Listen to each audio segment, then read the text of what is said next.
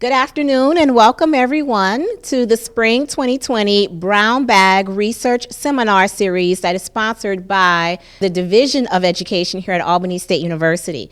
I'm Dr. DeQueer. I'm glad that you all are with us for this special Spring 2020 series because this year we are celebrating the life and work of Miss Toni Morrison, who was a literary giant that educated not just those here in the United States, but around the world, and taught them about the Black experience in America.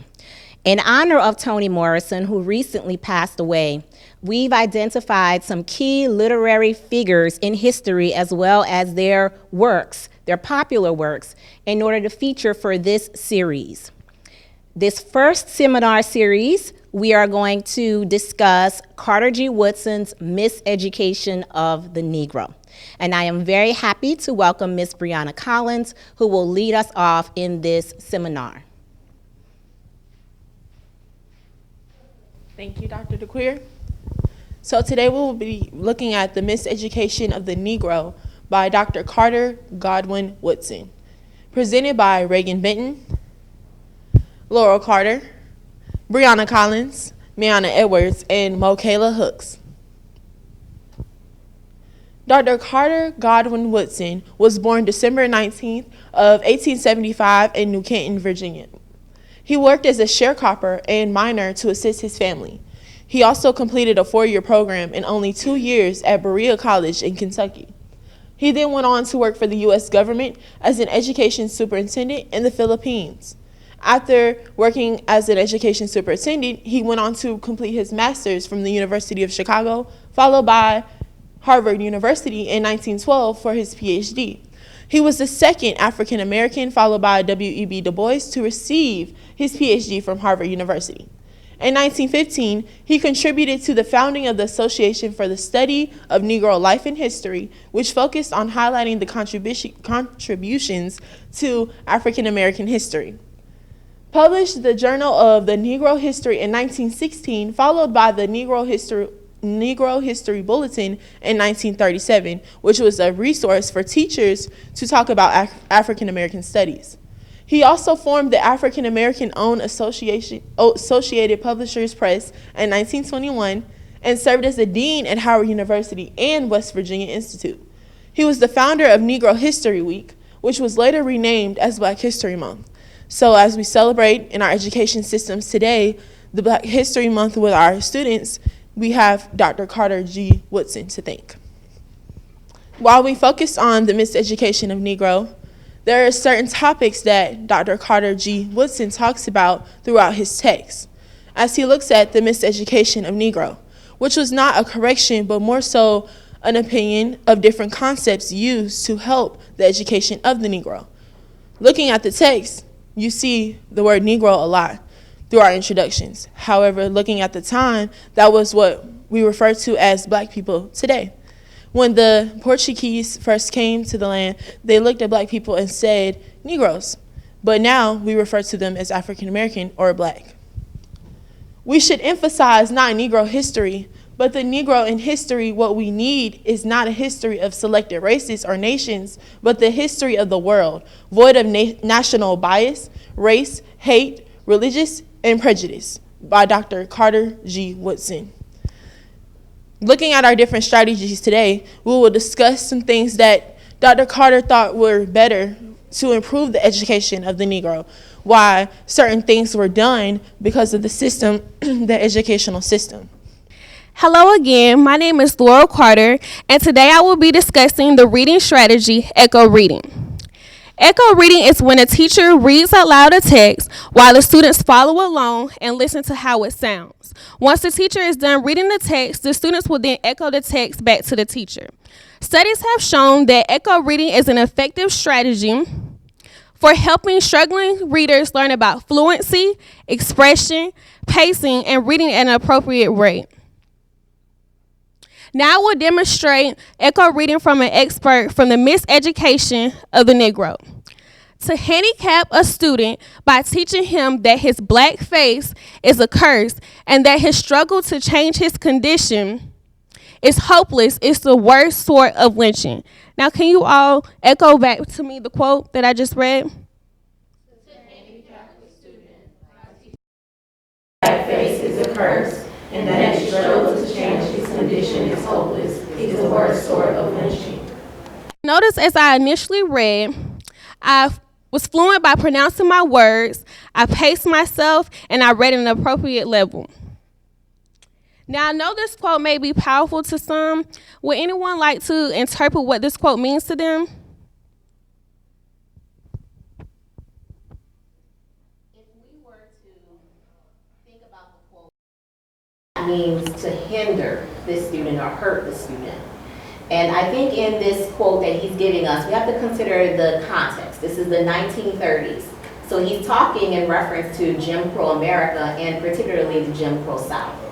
And he's saying that in the Jim Crow South, the educational system too often taught different lessons that did not appreciate or even mention the contributions of Black people. And so therefore you're being taught to hate Black people and to hold other races and other cultures as being superior because you just don't see Black people in the history books. And he said that that is the worst thing that you can do because you're telling them that this situation that they're in the Jim Crow South, that it's hopeless, that this condition is going to remain generation after generation, and that's worse than lynching because you take the hope away from a group of people. Thank you. Now we will listen to the next reading strategy. Hello, everyone.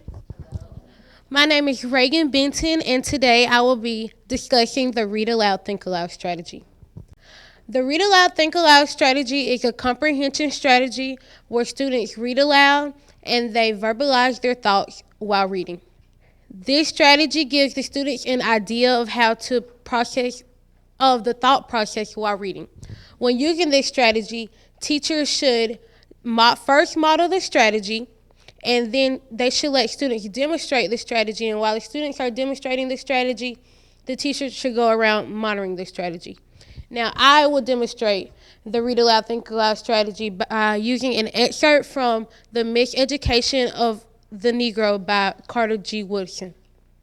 The problem of holding the Negro down, therefore, is easily solved. Now I am about to think aloud, and I am thinking they are using the word Negro, so this is probably around segregation and in the 1930s. The problem of holding the Negro down is easily solved, meaning that whether it's physically or financially, whatever it is that's holding them down, they have just easily solved it. When you control a man's thinking, you do not have to worry about his actions. You do not have to tell him not to stand here or go yonder. He will find his proper place and stay in it. They are controlling the African American's mind, and they don't have to worry about him getting out of line because that's what he was taught to do. He is going to do it. You do not need to send him to the back door. He will go without being told. In fact, if there's no back door, he will cut one for his special benefit. Now we are thinking about the back door in the 1930s, whether it was a segregated restaurant or a white man's home, the African American always had to go through the back door. At the restaurant, they have to eat in the back. On the bus, they have to be in the back. His education made it necessary. They were controlling his mind by teaching him certain things. So that's how he was educated, that this was basically a white man's world. Now, with that being said, I have demonstrated the Read-aloud, think-aloud strategy. And for easier access for the strategy, you can go to Reading Rockets Launching Young Readers, which is a website, or you can go to using Think Aloud to Improve Reading Comprehension by Connor. Thank you. Hello everyone, my name is Michaela Hooks, and I'm going to be talking to you guys about a vocabulary strategy called Frayer model. Frayer model is also known as Foursquare. Frayer models encourage students to use critical thinking, and it also helps students familiarize themselves with new concepts and words. Frayer models are great to use in whole class discussion. individual discussion, or even small groups. Students use previous knowledge to build new connections to new words and concepts. I'm going to demonstrate a Frayer model using this excerpt from the Miseducation of the Negro. The thought of the inferiority of the Negro is drilled into him in almost every class he enters in almost every book he studies. If he happens to leave school after he masters the fundamentals, before he finishes high school or reach college, he will naturally escape some of the bias and may recover in time to be of service to his people.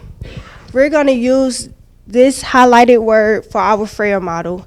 So in this box, you will define inferiority in your own words, list some characteristics of the words, list examples, also known as synonyms, and also non-examples as antonyms. And I'm going to give y'all a minute to do so.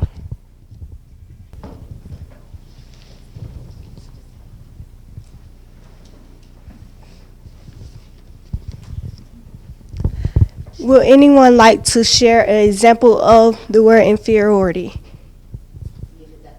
A definition?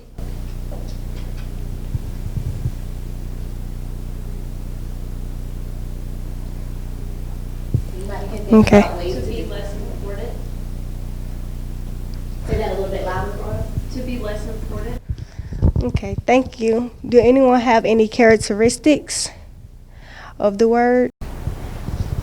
I think going along with that definition is a good one. To feel less important or less than, to be beneath can be an example. So I'm thinking of to be beneath something, to be lower than or less than.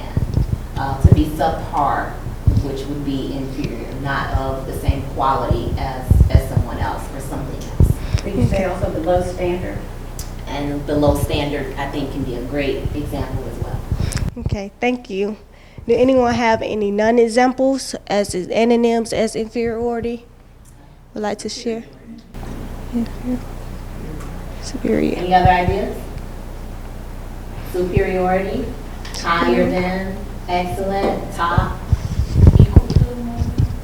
Equal to, yeah. Entitled. That's it. Okay, thank you guys for sharing. And if you want to look into more information about Frayer models, here is a cited resource I have for you guys. Thank you so much for your time. Good evening, guys. My name is Maiana Edwards, and then today I'm going to be reviewing annotated reading. Annotated reading is a research-based strategy that is used to increase the comprehension rate of students. With annotated reading, students underline keywords of a text. Again, they underline key points in the text. They paraphrase what they have read in the text, and they also can make connections to what they have read. If you need any more information about annotated reading, you can go to Engage Readers and Increase Comprehension by Maria Blow, and you can get more information. The excerpt that I'm going to use today is the Miseducation of the Negro by Carter G. Woodson, and we're going to be demonstrating annotated reading. Does anyone want to volunteer to read the paragraph? Okay. If you can control a man, you do not have to worry about his action. When you determine what a man shall think, you do not have to concern yourself about what he will do. If you make a man feel that he is inferior, you do not have to compel him to accept an inferior status, for he will seek it himself. If you make a man think that he is justly an outcast, you do not have to order him to the back door. He will go without being told, and if there is no back door, his very nature will demand one. Okay. So as you read, did you peep? You don't want to do that?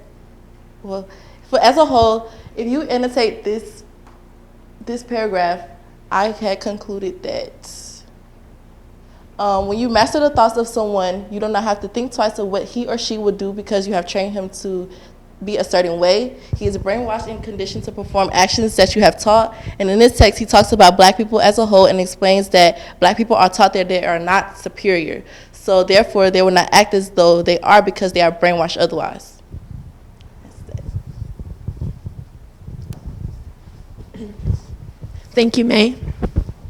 Does anyone have any questions or comments and concerns about any strategies that were used today when looking at the miseducation of the Negro?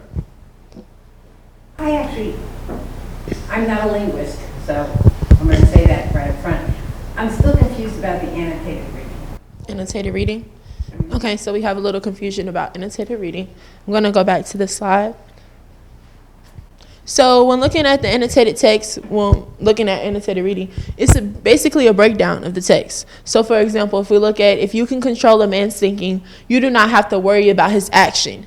So if his thinking is controlled, therefore someone is using him to process his thoughts, then his actions will go based off of what he is taught. It's a taught language, a taught demand. So whatever he's being taught is what his actions are going to do. He's not going to go against what he has been taught. When you determine what a man shall think, you do not have to concern yourself about what he will do. Basically referring back to the first sentence, but going into deeper detail or a different meaning for understanding. So what that means, just using the first two sentences, is if I can break down that first sentence, it may help me get a deeper meaning or deeper understanding to the second sentence, therefore helping me understand the entire passage. So when Miss Edwards did her annotation, when you master the thoughts of someone, you don't have to think of what he or she will do because you have trained them to be a certain way. So referring back to my statement, concluding, we have the same understanding of the text, that if their thoughts are controlled, their actions do not matter because it's going to go based off of their thoughts. And I would add on, it's your interpretation of the text. So what she's showing is how you look at the different lines that are written in the text and you interpret in your own words, and then you write it down. So that supports reading comprehension, and it supports how you relate text to self. And so that supports retention. So annotated reading would be a strategy more for comprehension and retention of the text, and then relating text to self. Whereas something like echo reading will be promoted for reading fluency and understanding the pronunciation and enunciation of it. Annotation is similar to what we do when we're doing research and then we're reading an article from a journal and we summarize the key points of it, interpret it into our own words, and we have like an annotated bibliography. And that's exactly what it's for. It's for a deeper reading of the text. It's for comprehension and retention of the text by putting it in your own words. So to summarize, echo reading is basically to repeat. So those may be used for younger grade levels, for example, kindergarten through 5th grade. If the students are repeating what the information that is being taught, they would have a better chance of retaining the knowledge. Moving on to read-aloud, think-aloud, it more so goes into depth about what they're thinking. So they're echoing what they're hearing, but they're also thinking and discussing with their classmates about the subject at hand.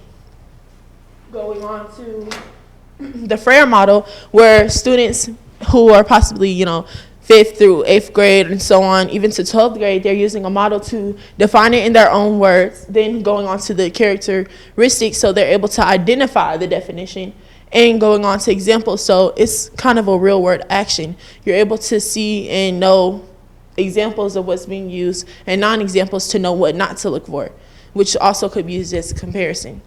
And those are how it differs from annotation. We wanted to present this special series to really highlight some of those classic works in early American history. And Carter G. Woodson is a tough read for a lot of people. A lot of our students have tough reads when they're in K-12 schools. You all have some tough reads when you're here in college. And it's important that you not only understand literacy strategies for teaching students how to read tough text, but that you incorporate these strategies as you are reading your own text. So even if you say, well, my area is not really English or social studies where we will be reading this excerpt from, it's math or it's science or it's engineering or it's another area completely out of education and it's focusing on maybe either medicine or nursing, you still have to read. And you still have to read a lot of times complex texts. And so hopefully you guys understood that what we're promoting here is essentially content area literacy by using all of these strategies for teaching young students and then for you guys to be able to read, comprehend, and retain the information you need better That's very, very important to do. Carter G. Woodson wrote a long time ago, the 1930s. It was a very, very different time period. You cannot separate the reading and comprehension of the text from its historical context. So you have to, when you're teaching historical narratives and when you're teaching primary sources in social studies, you have to give the historical context of what was happening. So you have to say this is a time period that was before the Civil Rights Movement, before Barack Obama, before the 21st century. We're talking about the early 20th century in Jim Crow America. And he's talking about working and living in a society in which the contributions of African Americans were not discussed and were actually denied outright. And he wants to correct this by saying there's a lot of great things and contributions that African Americans have made, and we need to promote it and publicize it so that we can remove this stigma of inferiority of African Americans as being second class in America. So you have to put it in that historical context, okay? This is why he created Negro History Week in the 1930s that later evolved into Black History Month. And the reason why we have Black History Month today is to highlight all of the contributions, the ingenuity, the inventiveness, the creativity of African Americans in the United States to, again, remove those stereotypes that African Americans can be inferior to anyone else. And he opens his story, he opens his passage by saying, this is not a slight against any other race and any other contributions to other people. It's just saying that there are important things that Black people or Negroes have done that should be highlighted and celebrated as well.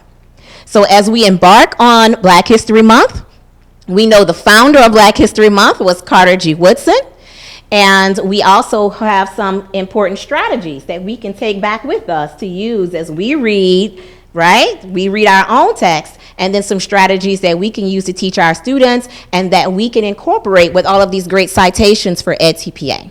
So these presentations will be saved and will be emailed out to the ECEC professors that they can perhaps even share or put in a database for students. When they are looking for literacy strategies, we have the strategies here as well as the research citations for people to use later on for EdTPA.